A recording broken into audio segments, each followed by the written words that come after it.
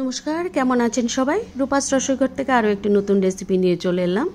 শুরুতে সকলকে বন্ধুদের অনেক অনেক স্বাগত জানাই। আজকে আমি বানাচ্ছি কচু পাতা টক বা অম্বল। কচুর শাক তো আমরা খেয়েই থাকি, এরকম কচু পাতা দিয়ে গরমের দিনে টক বা অম্বল যারা খাননি এখনও, তাহলে আমার রেসিপিটি ফলো করুন। আমি এখানে কচু পাতাগুলো ধুয়ে পরিষ্কার করে নিয়েছি। কচি একদম সামনের ডগার যে অংশটা, এইরকম কচু পাতাগুলোকে প্রথমে নিয়ে ধুয়ে পরিষ্কার করে নিয়ে আমি ছোট ছোট পিস করে কেটে নেব। একটু ভাঁজ করে নিচ্ছি যাতে কাটতে সুবিধে হয়। যারা গ্রামে থাকেন, বিশেষ করে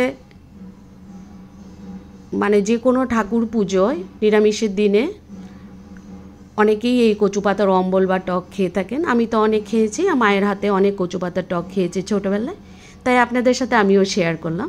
কচু পাতাগুলোকে আমি সুন্দর করে কেটে তারপর চলে যাব রান্নায়। যেহেতু আমের দিন, আমি আম দিয়ে কচু পাতার টকটা বানাচ্ছি। অনেকেই তেঁতুল দিয়ে এই রেসিপিটা করে থাকেন। কচু পাতার টকটা বানানোর জন্য একটা আম নিয়েছি আর ছোট সাইজের একটা মিষ্টি আলু নিয়েছি। আম আর মিষ্টি আলুটাকে কেটে আমি ধুয়ে পরিষ্কার করে নিয়ে নেব। দেখুন, কচু পাতার সাইজটা এরকম ছোট ছোট করে কেটেছি। অনেকে আস্ত করেও কেটে থাকেন, বানিয়ে থাকেন। আমটাকে পাতলা করে কেটে নিয়েছি আর মিষ্টি আলুটাকেও খুব পাতলা পাতলা স্লাইস করে কেটে নিয়েছি। এবার আমি প্রেসারে একটা প্যান নিয়ে প্রথমে কচু পাতা, মিষ্টি আলু, আম,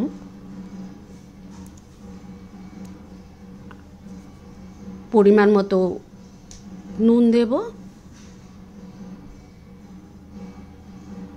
আর দেব হলুদ গুঁড়ো আর সামান্য পরিমাণে ধনে গুঁড়ো দিয়ে পরিমাণ মতো জল দিয়ে জাস্ট দুটো সিটি দিয়ে আমি কচু পাতাটাকে সিদ্ধ করে নেব। বন্ধুরা যারা আমার রেসিপি দেখা শুরু করেছেন, শুরুতেই একটা লাইক করে দিয়ে শেষ পর্যন্ত কন্টিনিউ করবেন।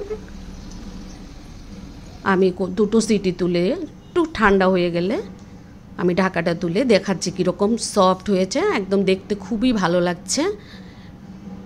কচু পাতাটা খুব সুন্দর করে সেদ্ধ হয়ে গেছে। চলে যাব রান্নায়। গ্যাসে কড়াই বসিয়ে দিলাম। এই রান্নাটা যেহেতু কচু পাতা আছে, আমি সর্ষের তেলেই করছি। তেলটা গরম হয়ে গেলে আমি এখানে ফোড়ন দেব দুটো শুকনো লঙ্কা। শুকনো লঙ্কাটাকে একটু ভাজা ভাজা করে নিয়ে এখানে আমি সর্ষে, কালো সর্ষে আর রাঁধুনি ফোড়ন একসাথে দিয়ে দিলাম। রাঁধুনি আর সর্ষে ফোড়ন একসাথে দিলে যে কোনো চাটনি বা টক রেসিপি খেতে কিন্তু দুর্দান্ত লাগে। ফোড়নটা খুব সুন্দর করে ফুটে উঠলে আমি সেদ্ধ করে রাখা কচু পাতাটাকে দিয়ে বেশ কিছুক্ষণ নাড়াচাড়া করে ফুটিয়ে নেব। বন্ধুরা যারা আমার রেসিপি দেখছেন, ভালো লেগে থাকলে অবশ্যই আমার চ্যানেলটা সাবস্ক্রাইব করে আমার পাশে থাকবেন। দেখুন, আমি এরকম করে বেশ কিছুক্ষণ কচু পাতাটাকে রান্না করে নিলাম। এখানে আমি মিষ্টির জন্য গুড় যোগ করে দিয়েছি। আপনারা আপনাদের পছন্দ মতো চিনি বা গুড় যেটাই খুশি যোগ করতে পারেন। কচু পাতার অম্বল বা টক যারা খাননি আমার রেসিপি ফলো করে অবশ্যই একবার ট্রাই করবেন। দুর্দান্ত টেস্টি হয় কিন্তু রেসিপিটা।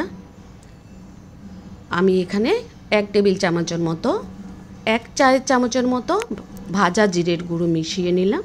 মিশিয়ে নাড়াচাড়া করে আর একটু ফুটে গেলে আমি নামিয়ে সাজিয়ে পরিবেশন করে দেব। দুপুরে গরম ভাতের সাথে এরকম একটা কচু পাতার টক খাওয়ার শেষ পাতে দুর্দান্ত টেস্টি লাগে।